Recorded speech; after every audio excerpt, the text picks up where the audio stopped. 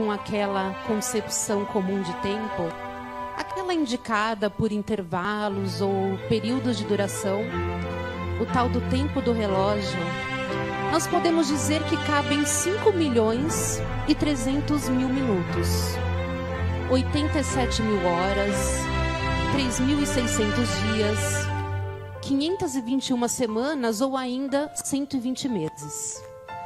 Mas existe uma outra maneira de medir o tempo na qual o tic-tac do relógio é substituído pelo direcionamento de uma bússola.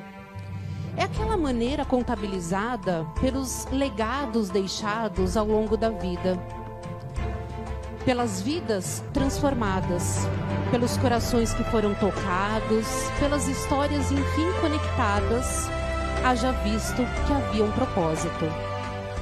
E como é belo ver o tempo passar com um propósito justo, justamente humano. Ainda que com metas e métricas, com números exatos que mostrem, por exemplo, que 7 hábitos podem mudar o mundo, principalmente o de dentro. E que estar bem lá, dentro da gente, é o melhor lar para se residir. E do lado de fora, nesse nosso grande solo chamado Brasil, voltando ao tempo do relógio, em 2012, aconteciam diversos eventos. Nosso país recebia, por exemplo, pela primeira vez o festival Lollapalooza. A paisagem cultural da cidade do Rio de Janeiro foi elevada a Patrimônio Cultural da Humanidade pela Unesco. Sara Menezes tornava-se a primeira judoca brasileira a conquistar uma medalha de ouro numa Olimpíada. E ouçam só isso.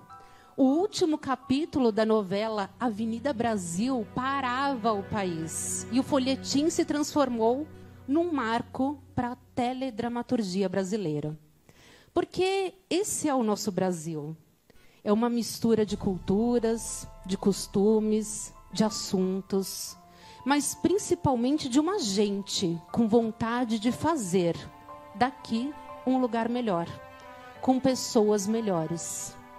E foi nesse 2012 que desembarcava o Líder em Mim, justamente com esse propósito, com essa direção. Enquanto o programa se estabelecia e encontrava instituições de ensino que acreditavam na sua filosofia, o tempo do relógio continuava correndo sem piedade. E nos trouxe, por exemplo, uma Copa do Mundo lá em 2014, aqui em casa. E foi nesse maior evento futebolístico do planeta, em que as camisas verdes, amarelas, eram vestidas com tanto orgulho, que assistimos a seleção brasileira perder por 7-1 para a Alemanha. E nós soubemos ali, sim, se até o futebol se transforma, imaginem então cada um de nós. Uma transformação jamais vista ainda estava por vir. Foi em 2020 que nossas palavras foram abafadas por máscaras. Que nossa deliciosa mania brazuca de abraçar, de dar 1, 2 ou 3 beijinhos ao cumprimentar, precisou ser suspensa. Uma pandemia sem precedentes chegava trazendo um aperto no peito de educadores, de gestores, de pais e de alunos. Aquele cafezinho compartilhado nos intervalos, nas reuniões de professores, de repente esfriou. Cada um que fizesse o seu próprio café. Mas graças a um programa que já fazia parte da vivência de centenas de colégios, ainda que com medo, com muito medo, muitos já estavam mais preparados do que outros para enfrentar esse momento. E esses muitos eram vocês, cada um de vocês.